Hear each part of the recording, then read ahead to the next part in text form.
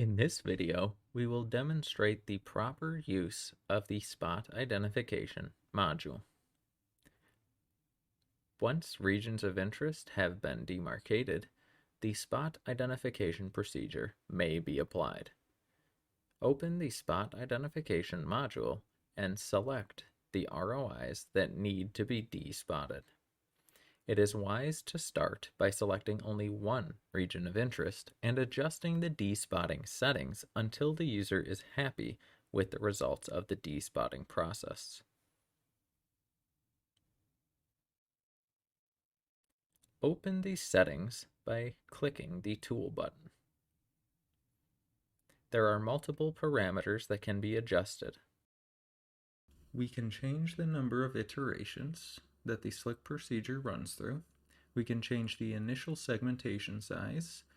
We can change the search window multi-factor,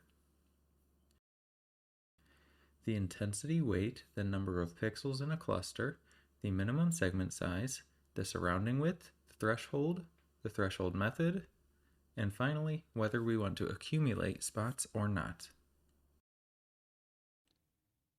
When running through spot identification procedure, many of the parameters may need to be adjusted and refined using an iterative trial and error method until the bright spots are removed to the user's satisfaction.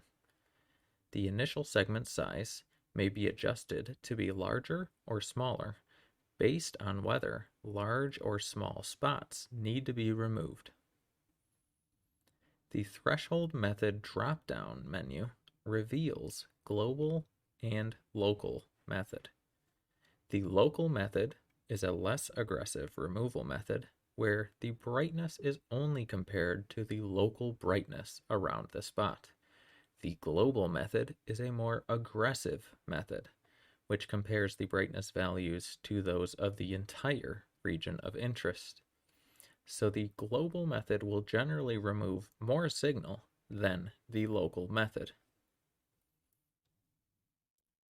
If the user wishes to accumulate spots in order to perform multiple spot removal runs with various initial segment sizes, for instance, this box at the bottom should be selected.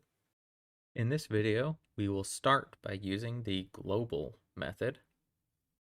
After exiting the settings window, we can return to the region of interest and pick an ROI to run spot identification on.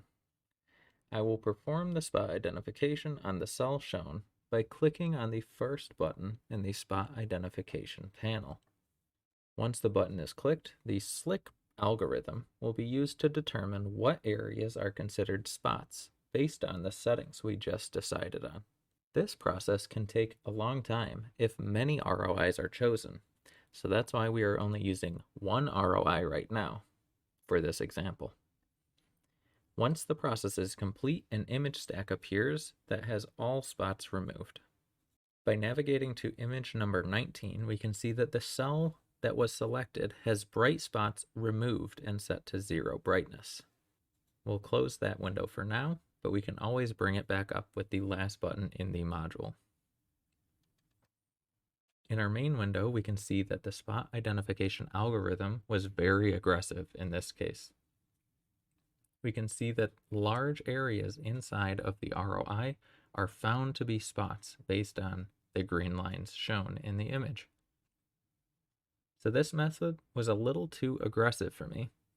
So I'm going to go back to my settings tab and adjust the parameters. The user might want to adjust the segment size, the thresholding value, or simply switch to the local thresholding method and run the procedure again. Making sure that I have Accumulate Spots button unchecked so that it does not save all of those very large removed areas. Running the spot identification process again gives us a new despotted image stack that I'll just close. By full screening the image, we can see that the algorithm did a better job of leaving most of the cell untouched. There are, of course, spots identified in this image, but we can see that it still missed one. This might be fixed by going back to the Settings tab and refining the fitting parameters and running the method again. If you wish to keep the spots identified already, make sure the Accumulate Spots box is checked. Don't worry too much about getting every single spot removed, since the FIF process does filter out very high concentration data anyway. This demonstration had only one single ROI selected, so the process was quite quick. However, if the spot identification process is being performed on all ROIs at once, it will be a very time-consuming process. So we have included a stop button that will stop the despotting procedure. The stop button will not take effect until the ROI that it is working on is complete. So if you click the stop button, it may take some time until the procedure actually stops. Once all images are despotted, the user can save the spots data by using the Save icon. The spot information can be loaded later using the File folder button to load the spot information. Once the user has completed the spot analysis, the user can return to the main module window and adjust the target of interest. By using the target drop-down menu, the user can, for instance, select the whole membrane, and it will ignore all the spot information. If you are only interested in analyzing information from the spots, the user can select spots and run through the procedure of calculating histograms from the spot clusters and fitting the spectrograms with modules number 2 and 3.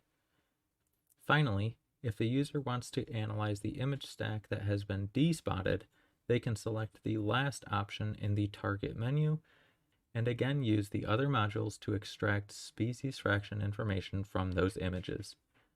You can see that these spots have been turned to values of 0. So in conclusion, this module allows the users to remove spots and compare results from the entire membrane compared to the despotted membrane, or compared to only spot information. Hopefully this video has been helpful in the use of the spot module.